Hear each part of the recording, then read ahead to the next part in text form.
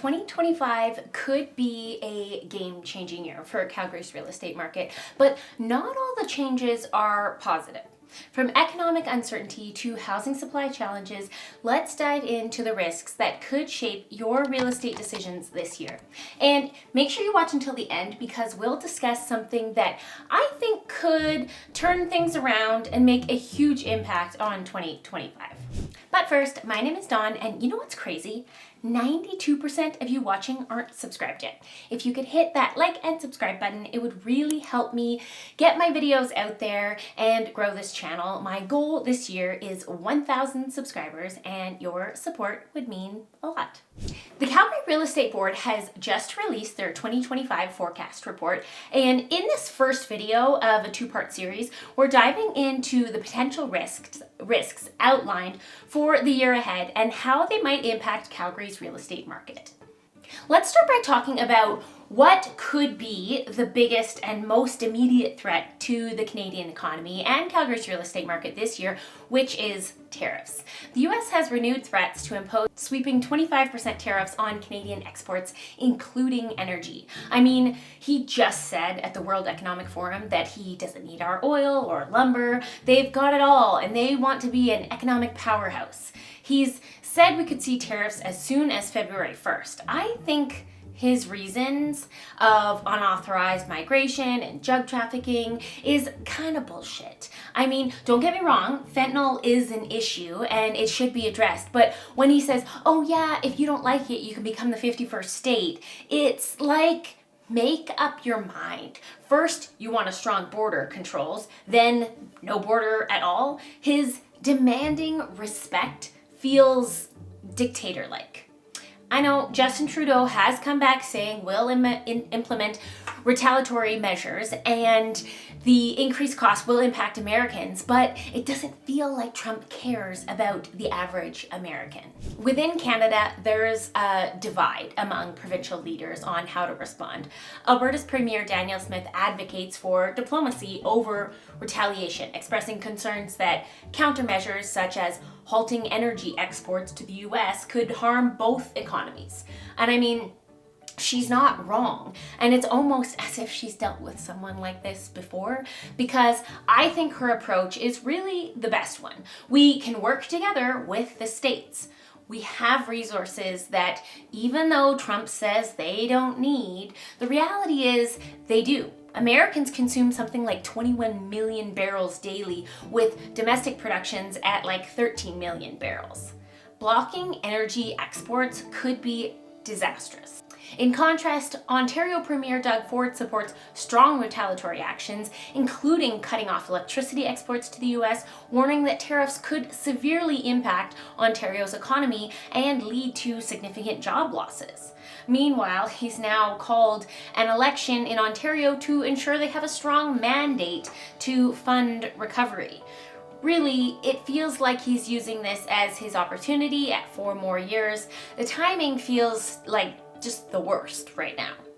If tariffs take effect, Alberta's economy could experience reduced trade activity, leading to job losses and lower household incomes. Unpredictable trade policies like changes to tariffs on lumber, steel, aluminum can raise costs for imported goods. Alberta's housing industry relies on these materials for construction. This would make new homes more expensive, exacerbating Calgary's affordability challenges. We could see buyers delaying investments. I mean, fewer investments could stall new construction projects and limit supply growth. Tariffs are a wild card that could significantly impact our market and economy. And at this point, we have to wait and see how this all plays out. It feels like Trump essentially wants to renegotiate NAFTA completely. Aside from tariffs, there's already a looming threat of a recession, which is another wild card for Calgary's real estate market in 2025. While Alberta's energy-driven economy has rebounded, there's external factors like global economic slowdowns and declining commodity prices that could put downward pressure on growth. A new study that just came out from RBC found that 55% of Canadians feel financially paralyzed and 48% can't maintain their current standard of living. Now, just wait until those tariffs come into effect. A recession could also lead to job losses and reduced consumer confidence, making it harder for some buyers to enter the market. Demand for higher price homes might soften, potentially leading to longer days on market and downward price adjustments. Our market does need to be more affordable. The significant rise in home prices has so many people priced out of the market and feeling like they'll never be able to afford to buy. So prices coming down isn't necessarily a bad thing. Now, Canada's ambitious environmental goals, like achieving a net zero electricity grid by 2030 and capping emissions in the energy sector, are also creating uncertainty. These policies could slow energy sector investment, which is a cornerstone of Calgary's economy. Reduced investment could lower employment rates, reducing demand for housing, especially in mid to high price ranges.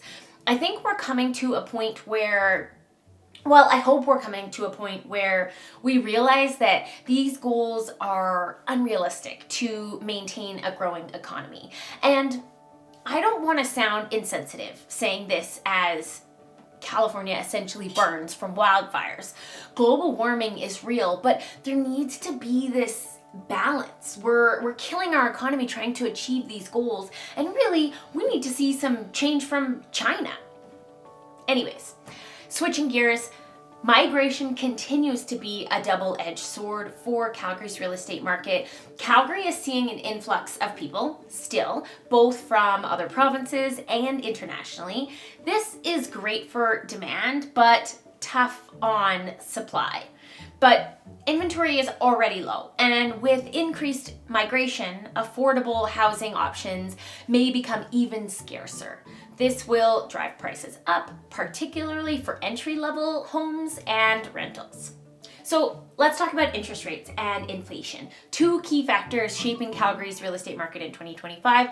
Canada's inflation rate came in at 1.8% in December, on par with predictions, but here's the thing, that number was temporarily lowered by this GST holiday break on food, so which will expire essentially right away here, right on February 15th. So without that relief, inflation would have been 2.1%. I mean, what's driving inflation right now? Essentials like housing, gas, and property taxes are getting pricier, while discretionary items like clothing, toys, and even restaurant food are dropping in price. So what does this mean for interest rates? The Bank of Canada uses inflation data to guide its decision on rate cuts or hikes. With core inflation measures improving slightly, medium core inflation dropped to 2.4%. It looks like there's room for more rate cuts in 2025. Economists are predicting modest cuts in the short term. I've heard a few suggesting we could see another 50 basis points at the end of January here, but I think many are expecting 25 basis points. There is another potential for more aggressive action if inflation continues to ease. You know, trying to strike this balance while avoiding a recession. Lower rates could make mortgages more affordable and give a boost to housing demand in Calgary. With all this uncertainty out there, the Bank of Canada will likely tread cautiously, watching inflation trends and external risks closely. So what does this mean for Calgary's real estate market? If rates continue to drop, we could see a more favorable borrowing environment for buyers, supporting both sales and prices. While inflation and rates remain uncertain, the potential for lower costs is, I guess, a bright spot for 2025. Remember, at the start of this video, when I mentioned a surprising potential change, well, here it is. Liberal leadership candidate Chrystia Freeland has announced her plans to scrap the proposed hike to the capital gains tax inclusion rate if she's elected. Originally, her government had intended to raise the inclusion rate from 50% to 67% for individuals earning over $250,000 annually in cap gains. The wild part here is she was a part of this every step of the way and is now backtracking, which is clearly her attempt to distance herself from Justin Trudeau as much as possible. But she wants to be the leader of the Liberal Party, and she's already planning her run in the federal election. I mean, she's not fooling anyone. Here's the real good news, though. Conservative leader Pierre Poilievre has already pledged to reverse any changes to the cap gains tax if he's elected. What this means is that regardless of which way the election goes, the proposed changes to the cap gains tax are likely off the table. For Calgary's real estate market, this could keep property investments attractive, maintaining a positive environment for both current and prospective investors. There's a lot going on right now in Canada, but one thing is clear, and that is that Canadians are ready for a change. The silver lining here is that we could be very close to a government that wants to promote and bring business to Canada, that wants to work with Alberta to get our oil to the coast and help diversify our buyer pool. I am an eternal optimist, and I think there is a lot of positive change on the horizon, despite there being some uncertainty in the near future. I think if Trump knows what's good for the American economy, he'll too want to avoid a trade war. I mean, we're dealing with someone who, in my opinion, is unstable, so we don't know what to expect. But I am going to hope for the best. If you have any questions about the market, you can book a call with me in the link below. I'm getting closer to my 1,000 subscriber goal, and your support means a lot. Thanks so much for watching, and I'll see you soon.